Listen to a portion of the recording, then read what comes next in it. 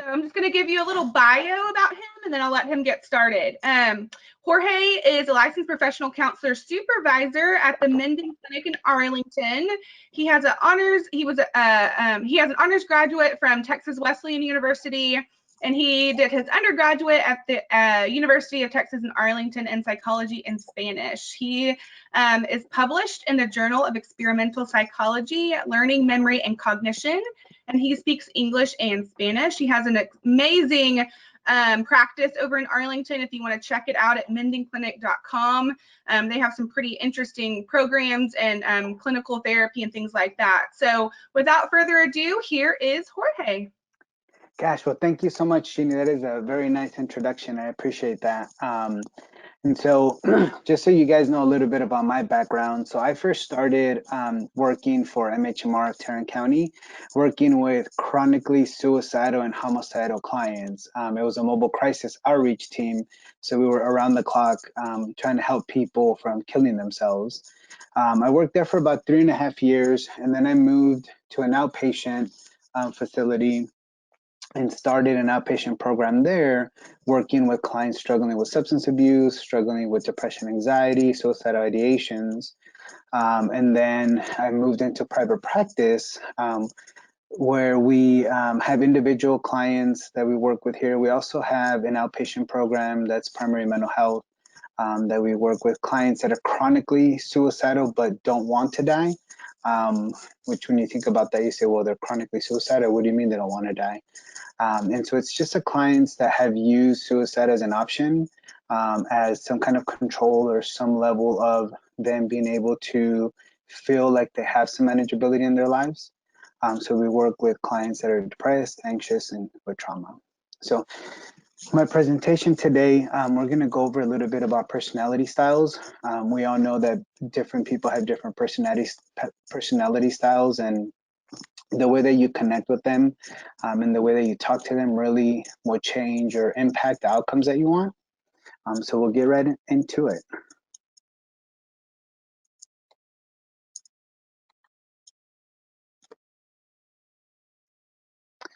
So what we're looking at when we're trying to influence somebody or we're trying to connect with somebody is we're looking at a level of connection. And in order for us to have healthy connection, there's 4 types of connections that we're looking at.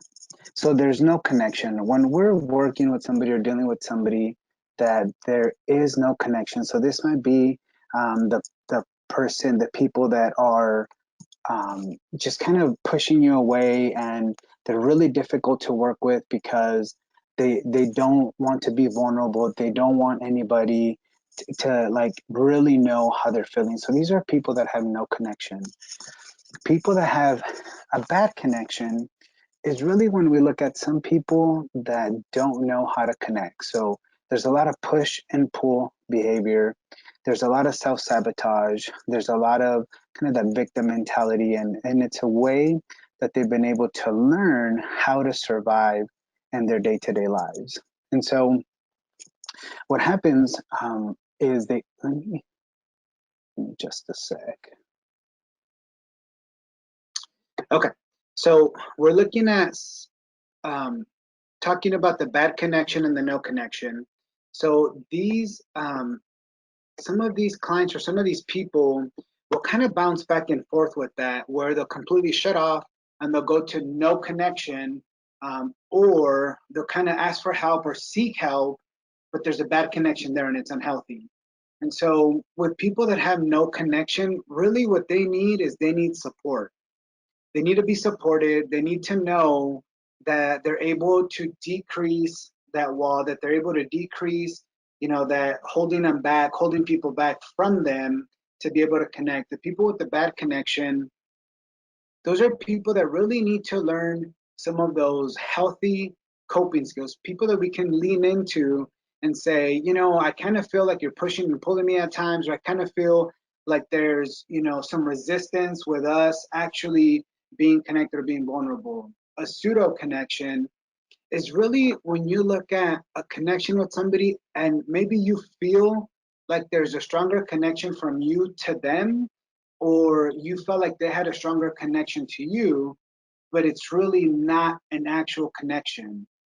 And so where we want to be is in a real connection. And being in a real connection with somebody is emotionally, you have to be emotionally invested. You have to actively work on connecting with someone to be able to have that real connection. And when you work with somebody, and this isn't just clients, but this is just people that have had maybe a tough upbringing, or they had to really survive through their life as opposed to actually live and thrive in their life, then they learn these connection styles. And having a real connection is very scary. And for some people, they feel like it's very dangerous. And as we look, so as we look to connecting with people, there's three questions that they're implicitly asking, whether they ask them or not. And the first one is, do you care for me? The second one is, can you help me? And the third one is, can I trust you? And these aren't in any particular order because people get connected in different ways. And so the can I trust you, that's a big one, because in order for people to trust other people, that they have to let other people fail. And what I mean by that is, if people have learned, hey, I've got to stick to myself, I can't let anybody in, it's unsafe, it's unhealthy, then they have to get to the point where they say, look, I'm going to go ahead and let myself be vulnerable. And I'm going to go ahead and I'm going to give you the opportunity for me to trust you. But the way that we get to that is by showing them that we care and by showing them that we're there to help them in any way that they need. And so when we look at connecting with somebody, and especially if there's kind of, a bad connection or a no connection, it's really looking at influence, right? So the essence of influence is agreement. And so if you can find topics, if you can find things that you guys mutually agree on, then that opens that door to influence them in their lives and help them have a healthier life, or even a healthier relationship. And so when we talk about Gladney and we're talking about, kids that have been adopted, and families that have kids that they've been adopted, and we're looking at family dynamics, being able to agree isn't always easy to get to. But if we can kind of find that root, whatever that is that we can agree on, then we can start from there, start those baby steps to move forward into connection to ultimately create influence. So we're going to talk about personality styles. And I love personality styles because the more you study them and the more you know about them, when you run into people, you can kind of take a step back and see like, oh, okay, this person, they're not really being rude, but they're just kind of a bottom line type of person. Like that's what they want, is they just want the numbers, or they, aren't warm and fuzzy, because that's not the way they connect. That's not the way their brain works. And so knowing at a snapshot or at a glance what kind of personality style you're working with will really help increase those outcomes for connection. And so what we're gonna use today is the disc. And so we're gonna go through each one. If there's any questions, I don't see an option up here for questions, but we can, oh, there's a chat option. I'll go ahead and open that. Okay, so if there are any questions, go ahead and put them on there, and I'll answer them either during the presentation or after, but we'll get to it. But today, the framework that we're using for the personality styles are the discs. Now, there's other ones. There's an Enneagram, and there's different, the Myers-Briggs. The disc, to me, is really helpful in kind of day-to-day scenarios.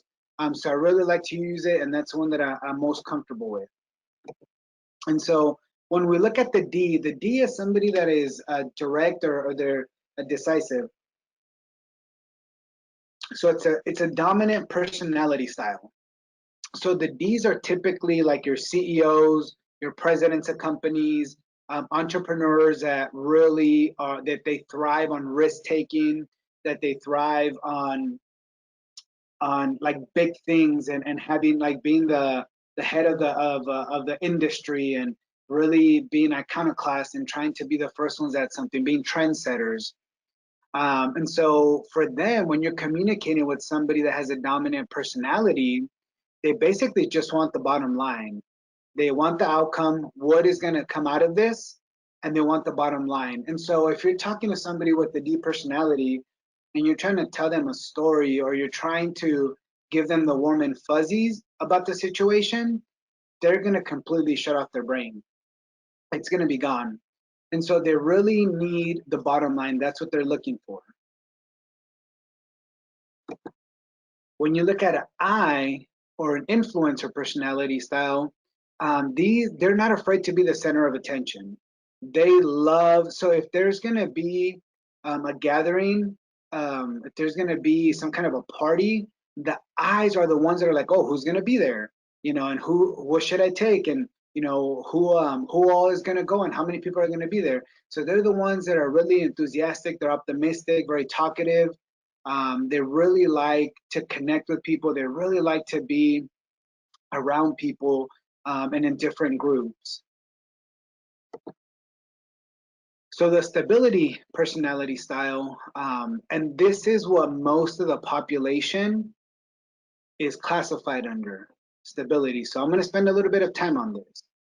So they're steady, stable, and predictable, even-tempered, friendly, sympathetic with others, and very generous with love. And so this is 69% of the population falls under this category. So they tend to listen well. They prefer close personal relationships, very open with loved ones, but can also be possessive at times and hold them close. Often wonder, how will it affect others? So the S personality, if you think about safety, you think about they're always thinking about others, kind of like a golden retriever. That a golden retriever is always going to look after, its pack. It's always going to want to take care of them, make sure that everybody is okay.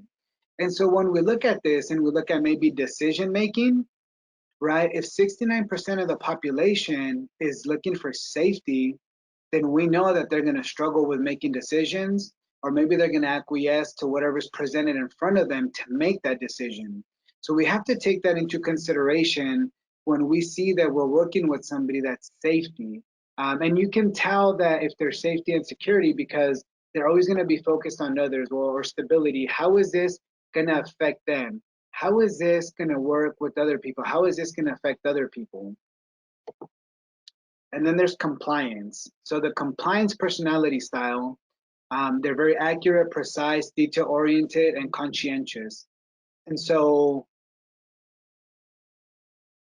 when you look at the compliance, these are the people that like lists, that like spreadsheets, that like to have the checks and balances, make sure that they add up. And the interesting thing is that the compliance person sometimes could be seen as kind of cold and standoffish. But it's not really that they're cold and standoffish, it's that they have high standards for themselves and others. Also, is in their mind, they're always kind of looking at checks and balances and saying, okay, is what this person is telling me, does it line up with my belief system or what I have learned, or does it not? And so if you're looking at working with a family or with a person that has a compliance type personality, then you have to be very aware of how you're talking to them, what you're telling them, and how you're telling them, because they're going to always be looking at that belief system compared to what you're telling them. They also tend to be good problem solvers and very creative people. Okay, so this is from Gladney's website. It says, a message from President Gladney's core belief is as strong now as it was when the Gladney story began in 1887. Every child deserves a loving and caring family. We strive to provide the finest adoption experience for every expectant mother, birth parent, adoptive parent, and child we serve. By doing this, we ensure that each child has the best chance for success in life, for a bright future. Okay, So what does this mean in regards to the DISC? So when we look at Gladney as an institution, as a business, as a place to connect people with their parents for the rest of their lives, if we're talking to somebody that has a D personality, so they're results oriented, innovative, competitive, and direct.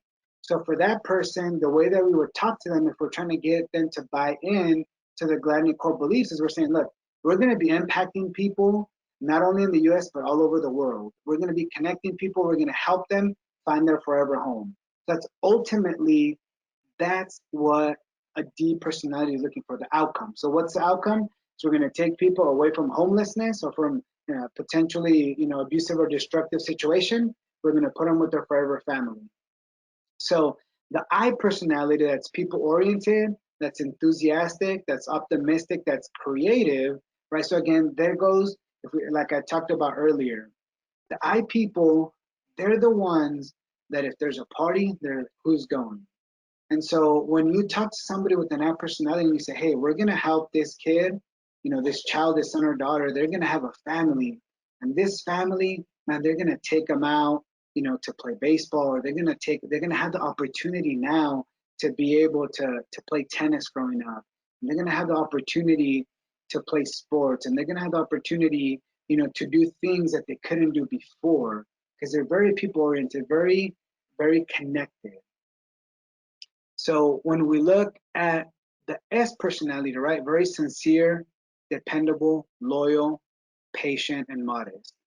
And so the sincere person is really talking to them about, this kid is going to have the food that they need.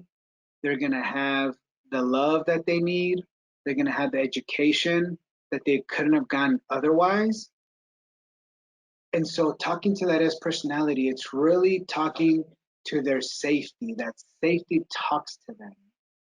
And then the C personality, the compliance, is letting them know, like, hey, this kid, they're not going to be missing clothes. They're not going to be missing shoes. This family is going to be able to provide for them the things that they need to be successful.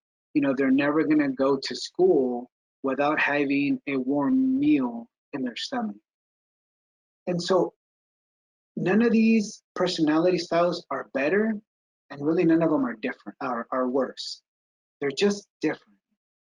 And so when you're talking to somebody and you can tell that they're kind of high energy and they're competitive and they're very direct, you know that they're a D personality. So you know that you got to get straight to the facts, because if you're telling them a story or you're just kind of trying to land a plane and you're moving all over the place, you're going to completely lose their attention. The I personality, you know that when you connect with them, it's about the people, it's about the group, it's about how everybody else is going to benefit. The S personality, it's about that safety that they're going to have, or that person's going to have. And the C is about how you're going to get there, who's going to pay for it, or what's going to happen with them. So strategies for difficult personalities. And there's just a note here, because this is what we use actually in our outpatient program to help our clients better work with people in their lives that have some difficult personalities. And so, so there's the tank. The tank is confrontational, pointed, and angry, the ultimate in pushy and aggressive behavior.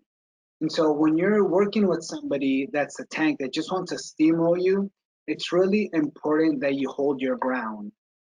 You interrupt the attack, because what they're doing is they kind of get into the zone.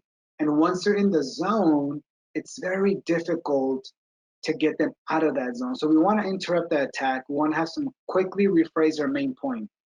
And so the reason why we want to quickly rephrase our main point is we want to make sure that they know that they're heard. So we want to validate them. By validating them, typically it helps de-escalate some of that buildup or some of the anger that's coming up. And then aim for the bottom line. And so tanks sometimes like to get into this like verbal wrestling match where they're going back and forth. And if you can avoid that, then there's going to be more connection. There's going to be more communication that's going to happen in that situation. So the sniper, this person tends to make you look foolish with rude comments, biting sarcasm, and a well-timed roll of the eyes. And so what we want to do is we want to use search-like questions. So what does that mean? Here are some examples. When you say that, what are you really trying to say?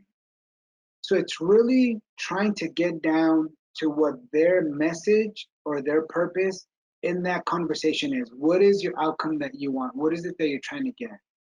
Help me understand, what does that have to do with this?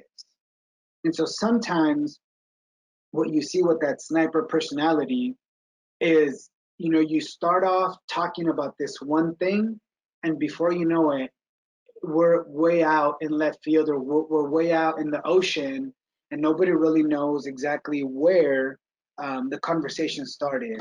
Now, that is a tactic. To confuse is a tactic. So if you walk away from that conversation, you go, oh my gosh, what in the world happened? Like, we started off talking about this, and then we ended up somewhere completely different than where we started. And so going back to that and saying, okay, help me understand. That way you guys are on the same page. Because the last thing you want to do is for them to have a conversation here and you have a conversation here and you guys are missing those messages. And so it goes back to the validation. So am I correct when I hear you say, and then paraphrasing whatever it is that you believe or you are understanding that they're trying to tell you? That way that gives them the opportunity to say, well, no, or yes, or exactly. That's exactly where I'm at. And if you notice, as we go through this, there's one common theme, and it's validation. So when we're in a discussion or we're trying to connect with somebody or we're problem solving in a situation, if you can validate them, that's going to open, it doesn't mean agree. I'm not saying agree with them. I'm saying validating them. That way they know that they are heard. And once they know that they're heard, they're able to bring down that defense, or they're able to maybe take a step back and adjust their behavior. And sometimes the sniper just keeps going and doesn't let you get a word in edgewise. Then you kind of go back to those tank strategies if needed. And then you try to suggest a civil way to move forward. And so maybe it's, you know what, we'll have to talk about this later. Or maybe it's, hey, you know what, why don't you write down what it is that you really want, or what's the outcome that you're looking for? And then we can sit down together and figure out, see how we can get there.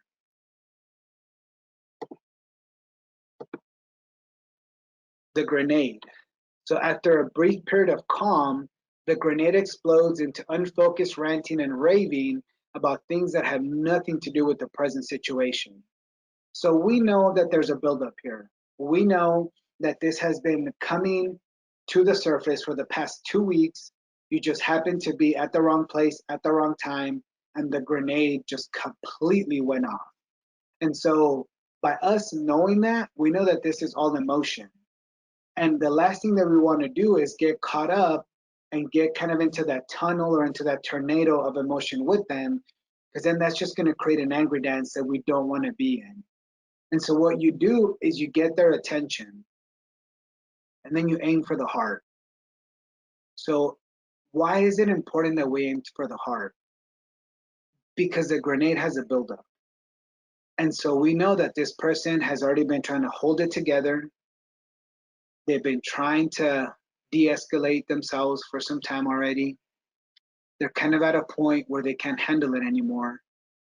And so they really need to be talked to their heart. So we want to connect with their heart.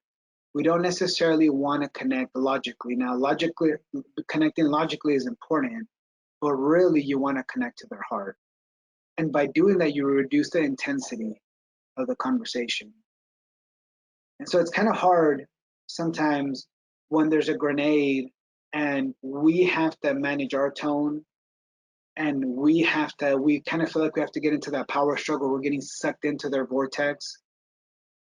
Having us speak at a level that's consistent is going to create an environment where they're going to have to come down to your level. And what I mean by that is that decibel level is going to have to come down. And so if you look at some of the research and you look at the brain, right, the brain gets used to a certain level of excitement, a certain level of adrenaline. And so if the grenade is used to build up, build up, build up, blow up, and then there's a separation, it's never really talked about because a blow up happens. And then we go back to build up, build up, build up, or sweep under the rug or just suppress. There's another blow up that's going to happen down the road. And so if you can reduce the intensity in that moment, literally what you're doing is building those neuronal networks in our brains to be able to connect with each other at a less intense level. And then provide time off for good behavior, right? So if the grenade, what they're looking for is to drop the bomb and then separate, that's great. But first we connect, then we reward by separating. There's a big difference there. So if there's a blow up and we move away, that's going to be a learned behavior. So if I don't want to deal with this, if this is too much for me, if I'm overwhelmed, then I'm just going to blow up. And that person is going to go away. I'm going to have the reprieve. I'm going to have the break that I want. And that pattern is going to continue. But if we sit there and aim to the heart and connect with them, then we know that it's going to start creating that ability to connect before there's space.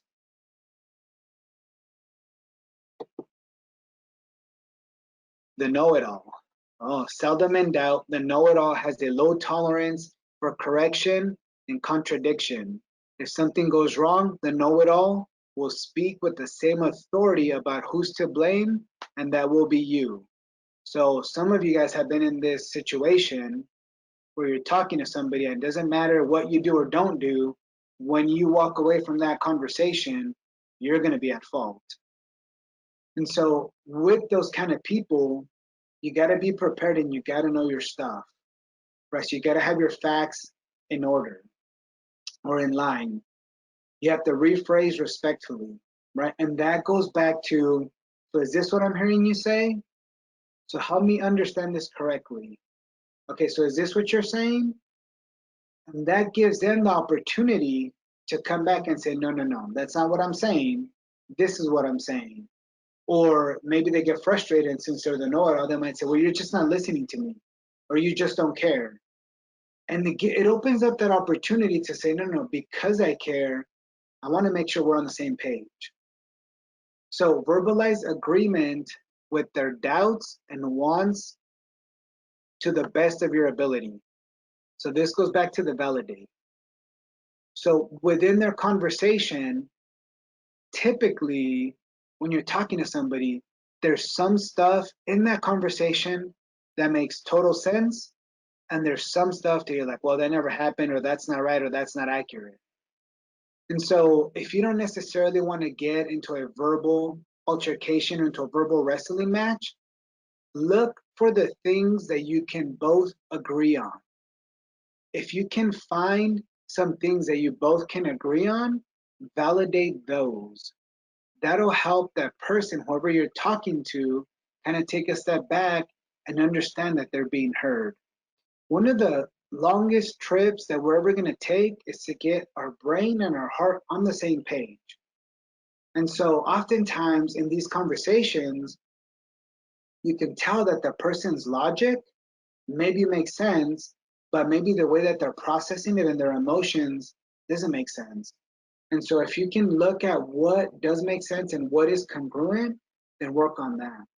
Present your views with detail to encourage obtaining their approval. So this doesn't mean that you suck up to them. And it doesn't mean that you acquiesce to whatever they put in front of you and you're forced to do that. What this means is that you try to give as much detail as you understand it for them to come back and say, yes, that's exactly what I'm looking for. Or no, it's not. Here's what I'm looking for. And so by doing that, we're getting on the same page. And it's giving you the opportunity to kind of systematically go through what you believe they're trying to get you to do or get you to know.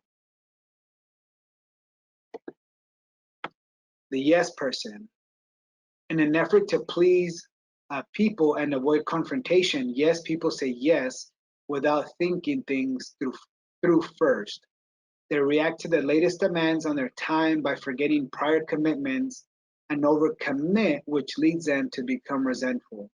So the yes person also tends to be the person that apologizes the most because they don't want to hurt people's feelings, and they take on some undue responsibility, and in their mind some of the rhetoric or some of the story that they're telling themselves, their narrative is, it's my responsibility to make you happy. Whatever it is you want me to do, I will do that. And so we have to be very careful, because the yes personality tends to stuff everything down or repress everything.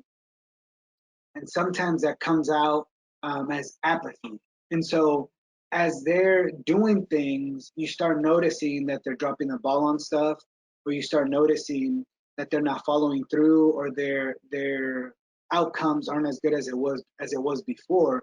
And that's because they tend to have too much on their plate.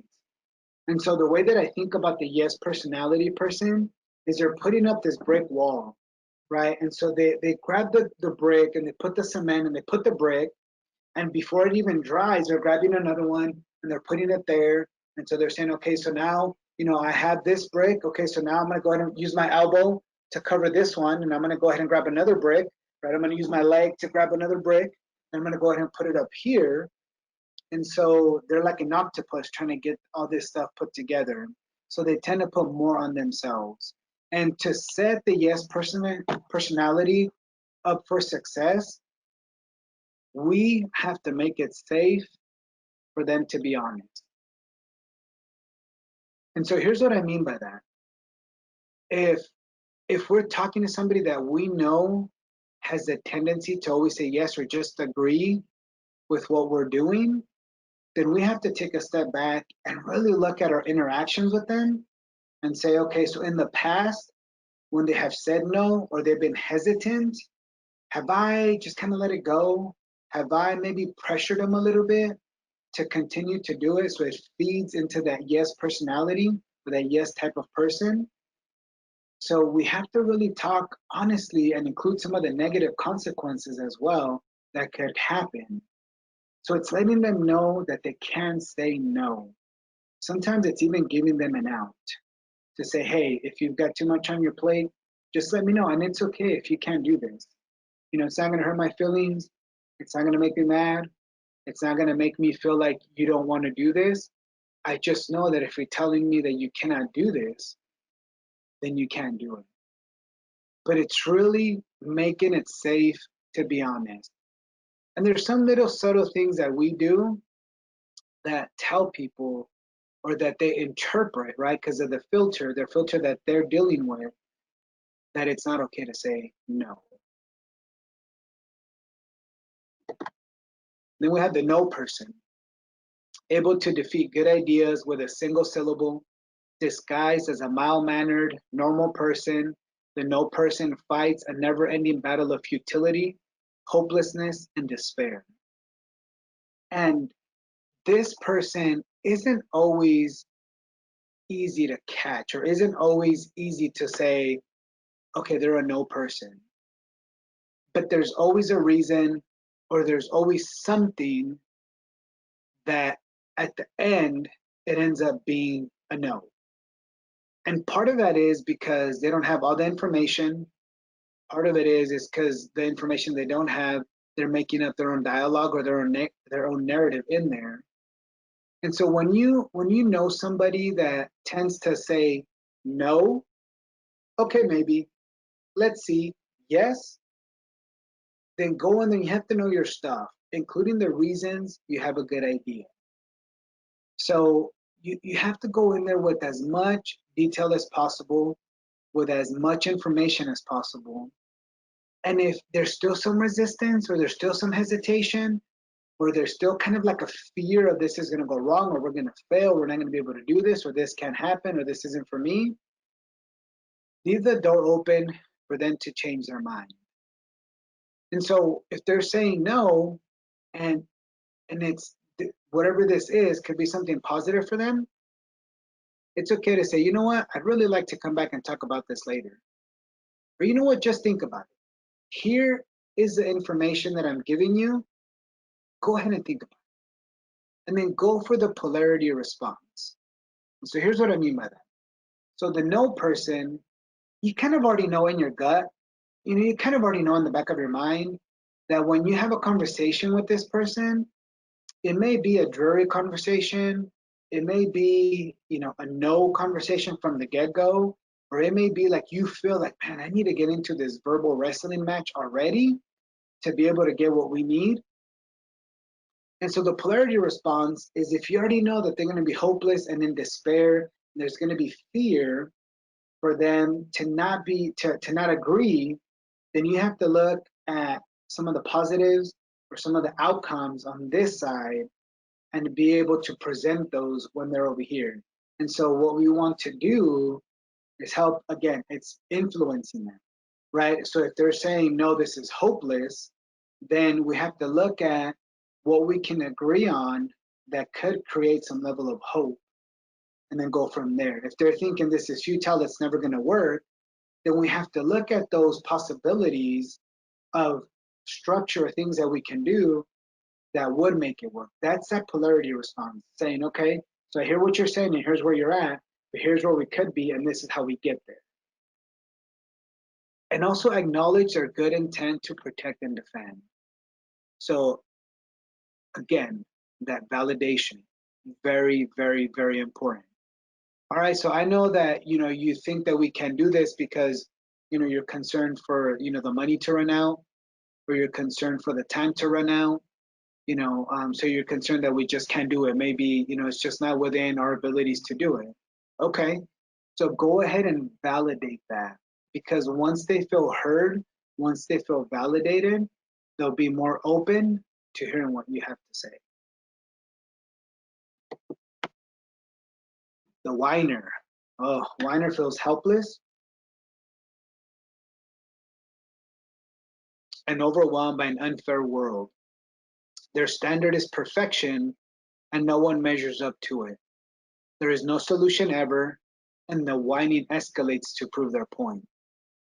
And so the whiner, I typically see them kind of on a spectrum from the whiner that you go, oh my gosh, he's 35 going on 15, or you see them on the other spectrum where it's kind of like the Eeyore animal spirit, where everything is wrong and everything's gonna go really bad, and then everything in between. But those are kind of the spectrums that I really see them in. And so it's important to listen for their main points, interrupt and ask for specifics. And so again, the whiner, it's their filter that they're looking at this unfair world.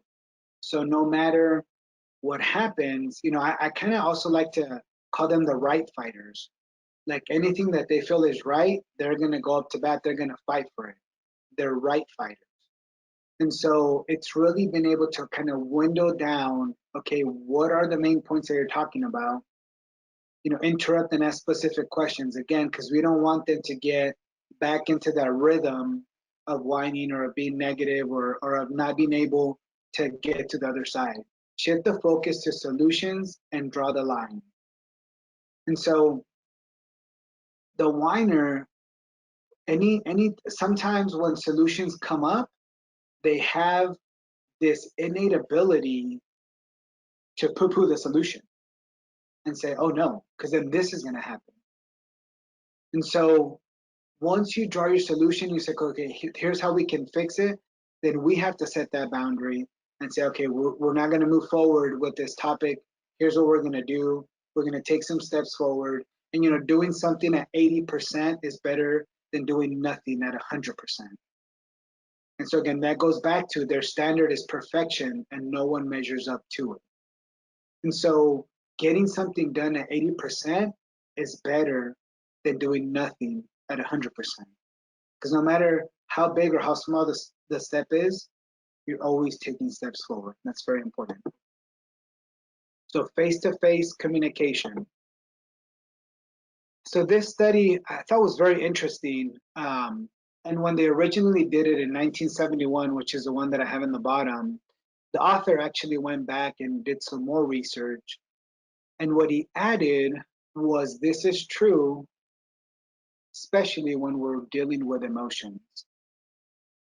And so your body language, your tone of voice, and your words, so your tone of voice and your body language make up 93% of what you are communicating when you're communicating your emotions.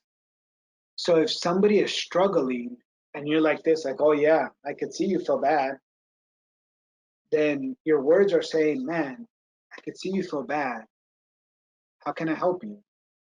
Your body language is different, right? The way that we manage our tone and our body language is going to communicate a different message to the person that we're connecting with. And sometimes, I've heard people say, man, your actions are so loud, I can't hear what you're saying. And I think this is true when we're talking about emotions, because when we're trying to connect with somebody and we're getting to a place of having empathy with them, those three things have to be aligned to be able to connect with them. So clear communication requires energy. What we have to know before we have clarity is you have to know yourself, know about who you are talking to, be patient and slow down, be selfless and giving, and clarity requires stamina. So why do you have to know yourself? So if you are communicating with someone and you tend to be a rambler, and this person is just a bottom line person, then you have to know yourself, and you know that you have to ring in the rambling or rein in the rambling. You have to know who you're talking to, so all they want is the bottom line. You have to be patient and slow down. So what does that bottom line look like? What is the actual bottom line? And being selfless and giving doesn't necessarily mean that you completely give your heart up. It means that you're taking the time and the energy to be clear in your communication, because being clear is being kind. If the message is convoluted, then it's not going to be kind. That relationship is going to have, it's going to be impacted. It could have some resentment in that communication. Clear communication requires energy. So questions to ask when communicating with any personality style: do they completely understand the plan? Do they completely understand their next steps? Do they completely understand the outcome that we're looking for? Do they completely understand that they have to ask questions if they don't understand something? And that's a big one, because I think what happens is most people, or some people, right? So we look at that safety personality, that's 69% of the population. So they don't want to feel unsafe when they're talking to people. So they might just keep the stuff in their mind and do whatever they need to do without really fully understanding what's going on. And so if they don't understand the plan, it's part of our responsibility to make sure that they understand the plan and what their next steps are. That way we set them up for success. And I think over communication is better than under communication. And so there's some research that says that we need to hear something 21 times before people actually get it and understand it, right? And so that's really, really, really, really important. I think we're about 5 minutes away from being done. So I'm going to finish up this slide, and then if we want to, Jeannie, if we want to go into the questions, we can do that. So clear communication requires energy. So the way that you sabotage your communication is making assumptions, it's being arrogant in the communication, being indifferent, and trying to have control. And I would say that the biggest sabotage to communication is being indifferent. Because when you're indifferent or you present with a flat affect, then they've done research that the person on the other side that you're talking to, they've hooked them up to biofeedback machines, and internally everything is going crazy. I mean, their internal is a lot of anxiety and a lot of frustration, but outside they're trying to keep composure when they're talking to a person that is being indifferent to them. And so in a conversation, if there's assumptions and some arrogance and some control, I kind of feel like those at least leave the door open to try to get to a resolution. But the indifference, it's like looking at a blank screen and not being able to really connect in that situation. And clear communication requires energy. Are you connecting? Do I feel what you feel? Do I see what you see? Do I know what you know? And do I understand what you want? It's really important that we do that. And so right now, you guys can see me on this computer screen, and you see a whiteboard behind me, and you see my chair, and you see my shirt, but you can't see what's behind the computer. So I have 3 windows, I have my desk, and I have another chair. But you can't see that because you're not seeing what I see. And so in order to connect with somebody at a really high level, you have to be able to kind of get away from yourself and really try to see what they see.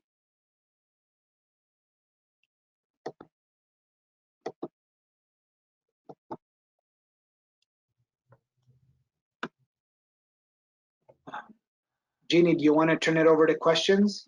Yeah, that's wonderful. I think you're always going to run into difficult people, of course, throughout your life, but I think it's been heightened during this pandemic. I think people's anxiety and all their emotions are kind of really raw. And so this was really good information just to kind of hear for the first time or hear again, which is really good. So thank you, Jorge.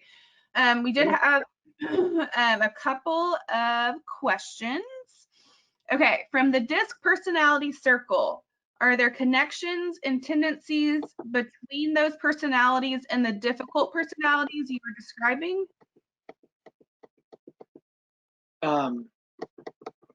So yes and no. So each personality is going to manifest in a different way. And so, for example, like you can say, well, the tank is going to be a D, you know, because they tend to be loud and they tend to be more in your face. But it's just that the manifestation is different for each personality style and each situation, and the way, you know, like the sniper or the tank, the way that they do that is different for each person and each personality style. Okay. Somebody's asking, can you differentiate between validation and agreement? Yes. So validating is, so what I hear you say is, an agreement is, okay, I agree with what you're saying. And so when you validate someone, it's just reflecting what you're hearing them say so they understand that you know, or you are understanding accurately what they're saying.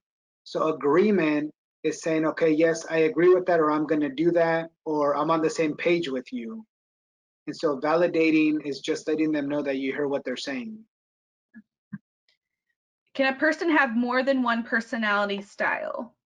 Yes, all of us have more than one personality style.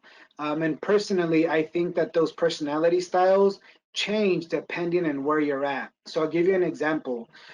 So here in the office, my wife and I, we're the founders. And so when I am out marketing, I'm leaning more on my I personality to be able to talk to people. But when we're kind of planning and what are our next steps and what are we going to do next, I'm more of a D. I've got this big, huge ideas. This is what I want to do. And so you kind of go back and forth. And so the C, that is not my strength. Like that's Amanda's strength, and she does that very well. However, you know, when I have my bank account, I have to be conscious of that C, or else I'm going to overdraft my account, and I don't want to do that. So depending on your situation, some of them come up, and there's also some research that talks about there's kind of your natural tendency, and then there's your acquired tendency. So your natural tendency is kind of how you're just designed, and then the acquired tendency is how you've learned it, whether it's through work, where you said, okay, I've got to tone this down a little bit to get the outcome that I want, and that's that acquired tendency or acquired personality. Okay, is there a questionnaire to go with the DISC so that you know what type of personality someone is?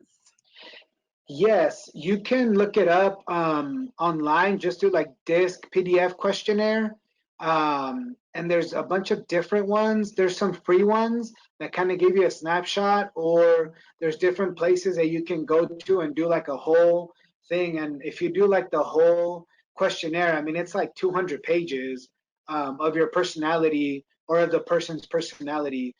But if you go down and you just Google it, it'll give you enough of an understanding. And honestly, the more that you know, like the better that you don't even have to give people the questionnaire. Just kind of hearing how they're talking and hearing about their interactions, like you'll know, like, okay, this is this type of personality. Yeah, Gladney actually did this for all of their staff a few years ago. We have a yearly staff retreat, and so that was what we did for one of our staff retreats. And so everybody took this questionnaire before our retreat, and it was very enlightening because you first of all are starting to know yourself a little bit more, like what you're talking about. How do you communicate? What's your personality style? But then you're also getting to know your colleagues as well. And so it really cleared up a lot of questions and a lot of some of that miscommunication that can happen because now you're seeing it from their perspective and from their personality style. So if you are in a position, any of you guys out there in a position to do that for your staff or for anybody that you work with, I would highly suggest that. It was very, very, very enlightening. It also works in your marriage, Yes. because if you know what your spouse, how their brain works, then it helps you package that message specifically for them. And here's the thing, at first, it kind of feels like you're being manipulative and it kind of feels like you're being maybe untrue. But what you'll notice is that it creates more of a connection the more that you package that message for that specific person. It makes it clear and it makes it a better connection. Yes. And it gives you a language that they are going to respond to better. Yep. Okay, somebody is asking about what about passive aggressive people? That is a very difficult personality trait that people can have. How do we kind of deal with those? Yeah. So I think with the passive aggressive person, what I have done is put it on me, right? So I feel like I'm being attacked, or I feel like I'm not getting the full story, or I feel like there's more going on, than what's being presented here.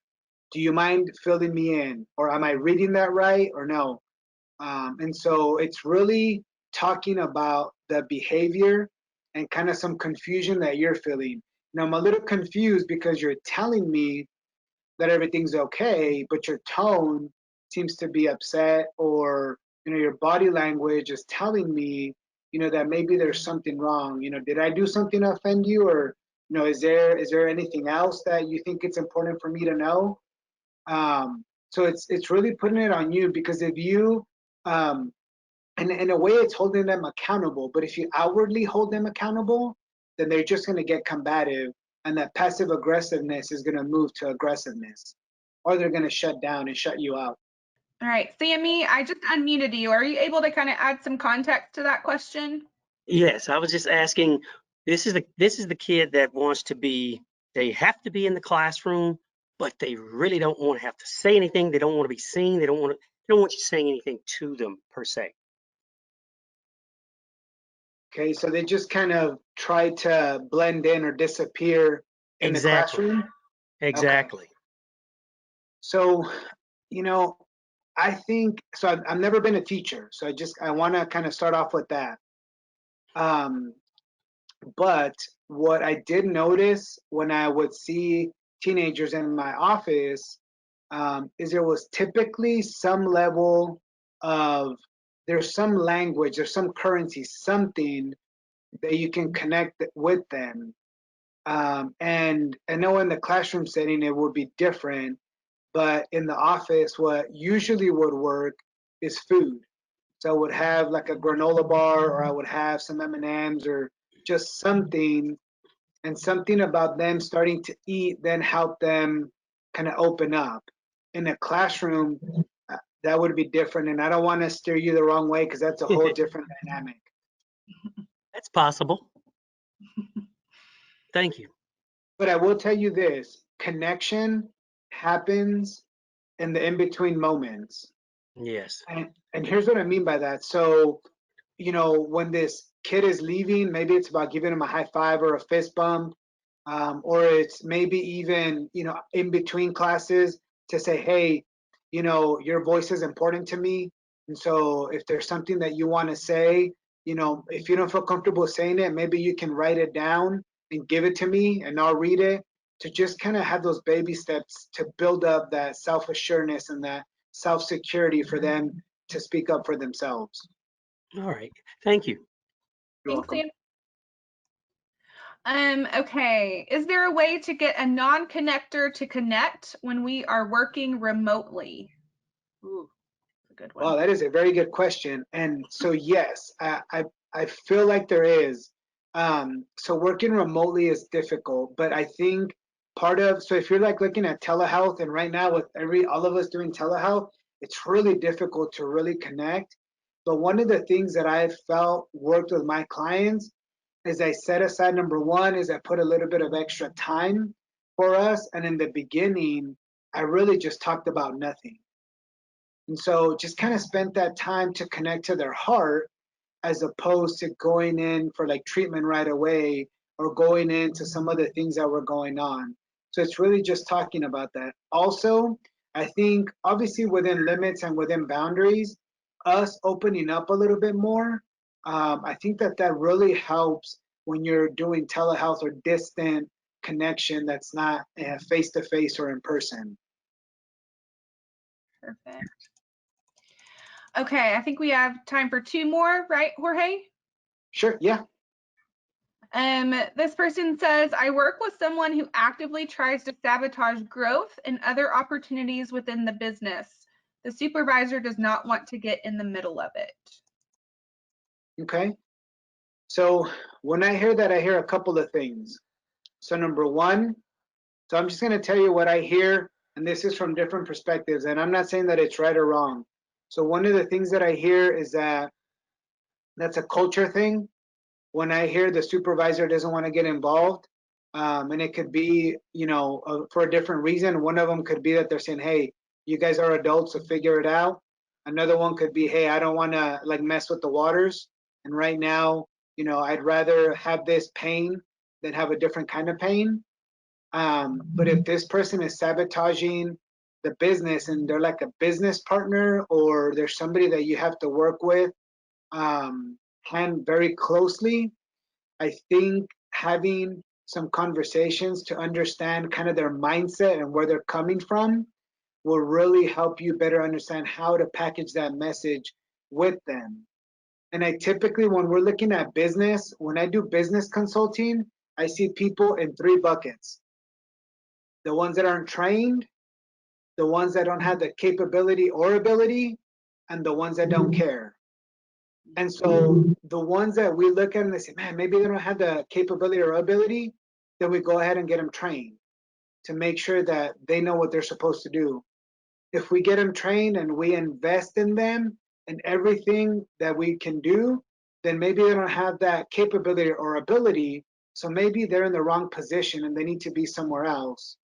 And if maybe they do go somewhere else, they transfer somewhere else, and that pattern continues, then we know that they probably maybe don't really care. That's not their passion of where they want to be. Perfect. Love that. And then last question, some children may be a grenade one day and on another use a different tactic. How do you deal with this? Consistency. And so kids, you know, they need to know you like an open book. And so if they open it up to page 53, whether it's Monday or Tuesday or Wednesday or Thursday, they need to know that it's going to be the exact same thing. And so your messages and your language and the whatever it is that you're trying to get them to do or not do has to be consistent. But within that, I would really, really encourage you to be careful and be sure to address the behavior or to address the symptom or to whatever it is and not the kid, because they will internalize that. And so I have a 3.5-year-old, and I really have to be careful how I say things, because kids kind of almost like by design look at it and go, oh gosh, I did something wrong. And so helping them differentiate that and saying it's not that, you know, you did anything, it's not that you're bad, it's that the behavior that we're looking at is what we don't agree with. And sometimes it's even having them repeat that, saying, okay, now repeat to me what I just said to you. So I want to make sure that you know that it's not that I don't love you, it's not that I don't think you're good enough. This behavior I will really need to work on. So repeat to me what I just told you. And that is obviously age appropriate. Yeah. So it kind of goes back to what you're saying. Do they understand what's expected of them? Are they, you know, do they know what they're going to get from you each time?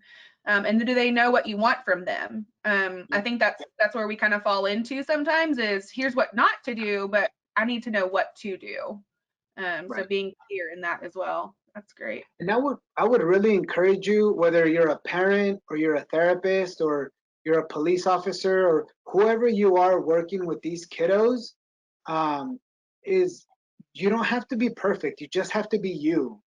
And so if you feel like you handled the situation today and not the best way, leave it today. Tomorrow, continue to try to connect with them. And I can assure you that if you do that and you say, hey, you know what, yesterday wasn't my best day, and you know, I'm gonna take responsibility for that, but I kind of need your help with that, you know, having that connection and working as a team is gonna get you a lot farther than, and kids, I mean, kids from as young as like, I would say 4 to teenagers, they know if you're hustling or they know if you're, you know, not being truthful with them. They can spot that a mile away. So the more truthful you are, and the more they understand that you're not perfect, but you're going to continue to try and you're going to continue to try and connect with them and help them, that will create a better relationship. Okay, perfect. One more, sorry, I'm going to throw in a bonus question. Can you recommend any books that expand on the topic that you just talked about? Yes, so there's several of them. The Power of the Other by Dr. Henry Cloud.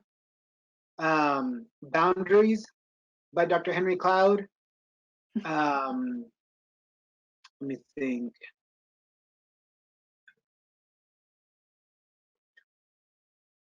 There's a lot of stuff from Dr. Meg Meeker that'll help, and she's got several books, but 2 of them that come to mind is Strong Mothers, Strong Sons, and then Strong Fathers, Strong Daughters. And she kind of talks in there about that connection and how different the brain is and how to connect with them differently. There's also a book, and I can't remember who wrote it, but it's called It's Not My Fault. Mm-hmm. And so kind of reading that gives you an idea of the way the person that is the victim of their life and is the victim of their situation, kind of how their brain works. And it really helps you kind of, I don't want to say find those loopholes, but find those truths and how to present it to them. Perfect. Awesome. Jorge, this was amazing. Thank you guys so much for attending. Thank you for doing this. This was great. You're probably going to be asked to come back again, so just be prepared. I'd love to. But yeah, so again, you guys, Jorge is out of Arlington at the Mending Clinic. Check out his website. He is great. His staff is great. And we are so glad that you guys attended. If you will fill out that evaluation, we will get your CEU certificate emailed to you with whatever email address you use to register within the next 7 to 10 days. All right. Thank you guys so much. Thanks, Jorge. Thanks, everybody. Thank you, Ginny. Have a good one. Thank you, you too.